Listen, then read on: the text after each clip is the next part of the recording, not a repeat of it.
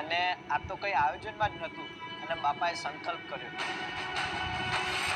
और मैं बहुत खुशी से कहना चाहूँगा you have broken that record and आप सभी एक नया गिनीज वर्ल्ड रिकॉर्ड होल्डर बन चुके हैं. બધાને એવું લાગતું હતું કે આ અશક્ય છે. એક જ વર્ષમાં 14 પત્રો લખ્યા. 1 વર્ષથી જે આખો આ પ્રોજેક્ટ ચાલતો હતો, બાપા ક્યારેય થાક્યા નથી. એ સમગ્ર સત્સંગ સમાજમાં એવું એક વાતાવરણ બનવા માંડ્યું. મહંત સ્વામી મહારાજે પોતે આપ્યું. The બાળક told me અને ડંકો વાગશે આપણી આંખો ફાટી જાય. 3 થી 13 વર્ષના 15,000 સ્ટુડન્ટ્સ. ये युग परिवर्तन का एक अवसर है. મોટા મોટા મહાનુભાવો પણ આ બાળકો જોઈને અભિભૂત થઈ જતા.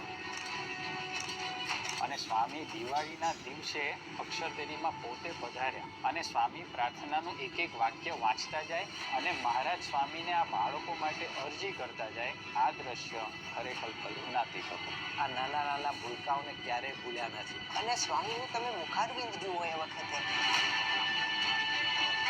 આખા વર્ષ દરમિયાન આ મિશન રાજીપા માટે બાપાએ શું શું કર્યું છે ને એ તો કોઈને કલ્પના પણ નહીં હોય.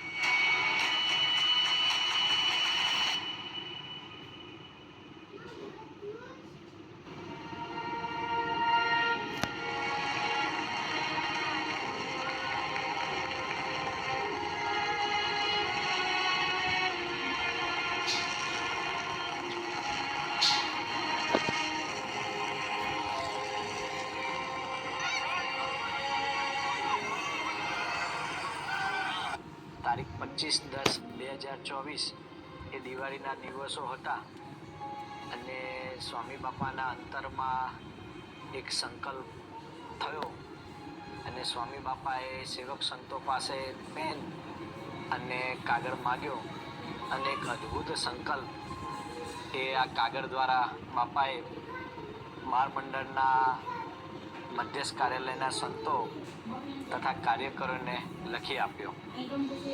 સાંઈ બાબાના લાડેલા પૂજ્ય વિશ્વ સ્વરૂપ સ્વામી તથા બાળ મંડળના સંતો કાર્યકરો પ્રત્યે સાધુ કેશવજી દાસના ઘણા જયપૂર્વક જય શ્રી સ્વામિનારાયણ.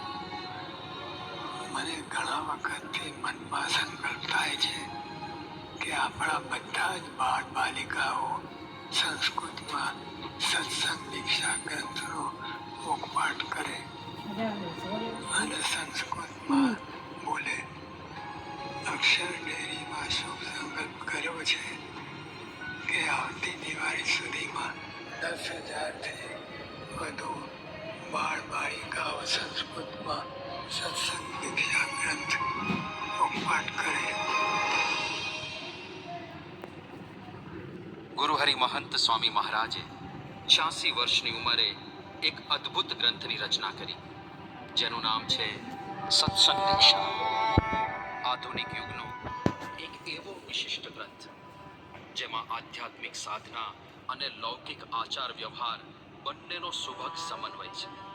સનાતન ધર્મના સિદ્ધાંતો પ્રમાણે બાળકો, યુવકો, ભાઈઓ, બહેનો, ત્યાગી સંતો કે લોક નેતાઓએ પણ કેવા મૂલ્યો સાથે જીવન જીવવું જોઈએ એનું આ ગ્રંથમાં અનોખું નિરૂપણ થયું છે. અને તેથી જ દેશ પરદેશમાં જ્યારે આ ગ્રંથ